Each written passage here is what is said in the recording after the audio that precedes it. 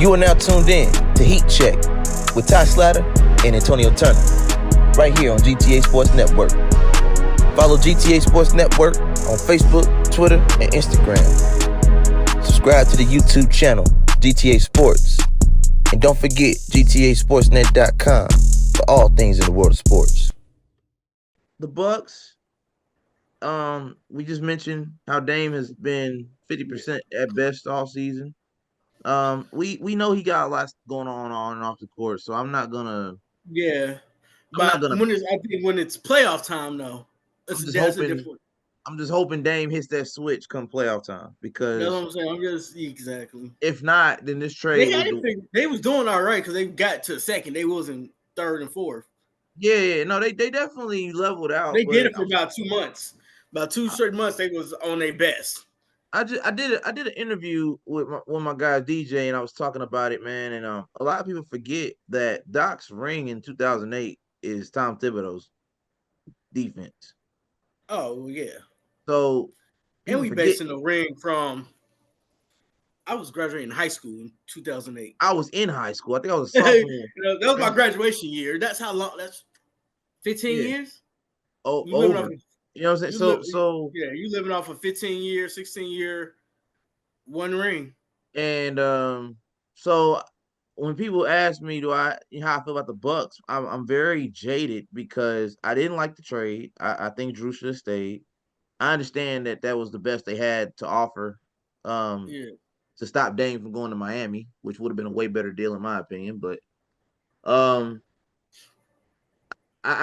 not sold. I know me and you talked about it, about the Bucks coming out the East.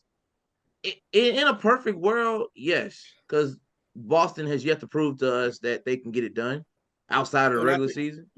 And I think Giannis is the most unstoppable player in the NBA. So I agree with that. But when you don't have defense to stop the opposition, and Giannis is the only player you have who's been battling a groin injury, which we all know how that goes with LeBron. Right. We saw how that goes. It's very up and down. It's very, very testing to, what I'm saying? You got to, up and down. You got to test it out. It might feel good Wednesday, aggravated on Friday, mid by Sunday. It's a day-to-day injury. Right. So, but even with that, Giannis is still arguably the most unstoppable player in the NBA. I'm not going to disagree with that. I think I'm looking at it like from a best of 7 and going through the gauntlet of the playoffs. Can Giannis carry the load without having that defensive captain as the second option? I mean, Dame's a great offensive second option when he's on, but when he's mid, Boston supposed to have the best defense and they don't. With Drew, they supposed. No.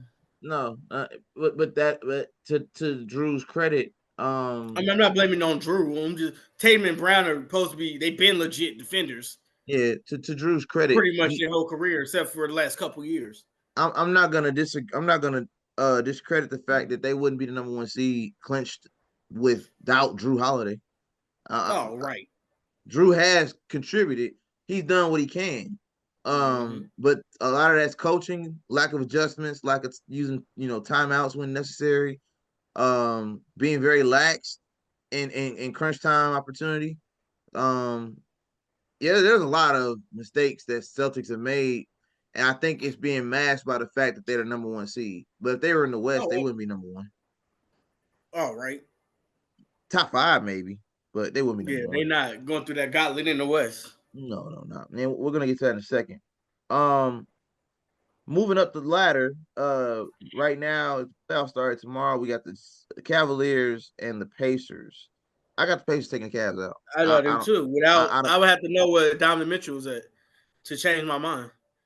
And even if he's there, that's the best chance they got, though. They need a healthy Donovan Mitchell. Yeah, and if you don't, then there's no way because the Pacers have shown they can beat the best teams out there. Oh, absolutely. I need Tyrese. I don't know what he's been doing. He played good the other night against the Clippers. Yeah, I mean that's what I'm saying. He got out of it a little bit, but that's one game. Yeah, no, I agree. The slump, for about 3 weeks he was in the slump. Then the slump in March was definitely in the last 2 weeks. Yeah, and I again, Injuries. I know losing his boy don't help either. Losing Mathorn. Yeah, hell, losing Buddy too. Right. Yeah, because now he's taking more threes. He's taking more threes. They got nobody else to shoot. Who else can shoot threes on the team? I mean, they got Ben Shepherd in the starting lineup now. I mean, that's cool. I mean, Neesmith. Maybe periodically. Miles. Yeah, we know. Well, he gonna take 8 of them. He gonna shoot. Right. He don't care who on the starting 5. He gonna shoot his threes. Right. I need at least 5 a game, guys. I mean, he might hit 2 or 3 of them. He gonna shoot 5. Well, he might hit 2 or 3 one game, and then he's gonna go 5 net. That's the problem. But yeah. I think the Pacers have enough firepower. Ben does. That hurts. That definitely hurts that playoff chance. That's a good matchup for Pacers. But that's a good matchup if you're the playoff. Now, if it's New York, that's a different story. Yeah, now I'm a big component of '90s rivalries, but I don't think the Pacers at this level want to deal with the Knicks defense this year. And then when you got Dante DiVincenzo shooting the most threes in Knicks franchise history, 11 threes, 40 38. points. You're right. 40-point game, 11 threes. Right. Josh Hart playing 48 minutes. Dropping 2019. And Brunson gonna be Brunson. You do what you can with that. Brunson gonna be Brunson. Right. Now you get a healthy Julius Randle back. I don't like Julius Randle, but on this team, with a who was that? Deuce McBride. Oh yeah. This team is the Knicks quiet as kept. Out of the top 5 in the East, they're top 3.